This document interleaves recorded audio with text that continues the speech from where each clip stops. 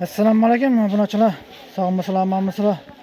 Bugungi videoligimizda xudo qalasa chaqchiqlar narx navosi bo'ladi. Shular narx navosini bilib qolasizlar. To'ya so'rab bilgan, uyaji qilib bilgan, me'masoji qilib bilgan tashkilot so'rab bilganlarga berib qo'yasizlar. Narx navosini bilaveramiz hozir. Agar videomiz yoqsa, like bosing, obunalik qo'ying. Kerak odamlar jo'natib qo'yasizlar. Esa narx navosini bilaveramiz. Esa boshlaymiz. Assalomu alaykum. Chaqchiqlari, pistalari, g'o'zlari narx navosi bilan donishtirasizlar. Narx navosini ayting qancha usta? Pistalarimiz bular 135 ming so'mdan. Bular 155, 160 mingdan berdi. Yaxshi zo'rlari. Mumtoz pistamiz. Bu do'lana pistamiz. To'ychilarga qaytib to'qim baholarda beramiz. Dastlabki boraqmida? Dastlabki bor. Hazari, Surujba, Bag'at bo'ylab dastlabkilarimiz bor.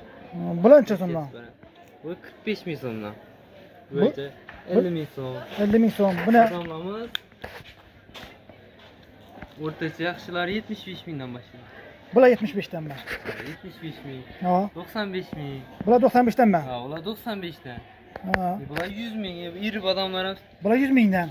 Bular ham skidga tushirib 110 ming so'm qo'ydik. 120 satib turgan badamlari.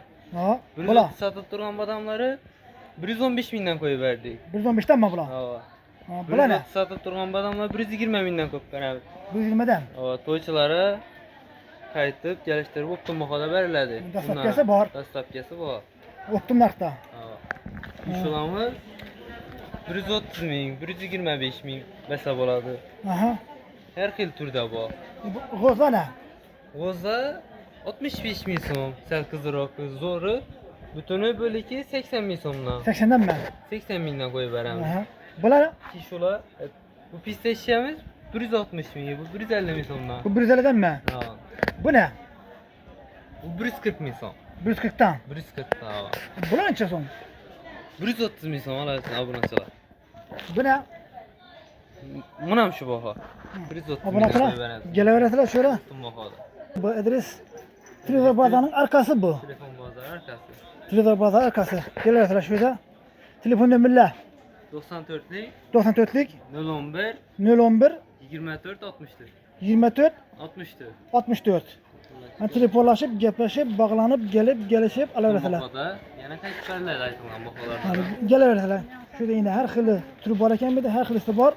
Gelişip, gepleşip alaverasizlar. Xudo xolasa obunachilar. Şurada videolarimiz yakunlaymiz. Sağ olun, salomat olun.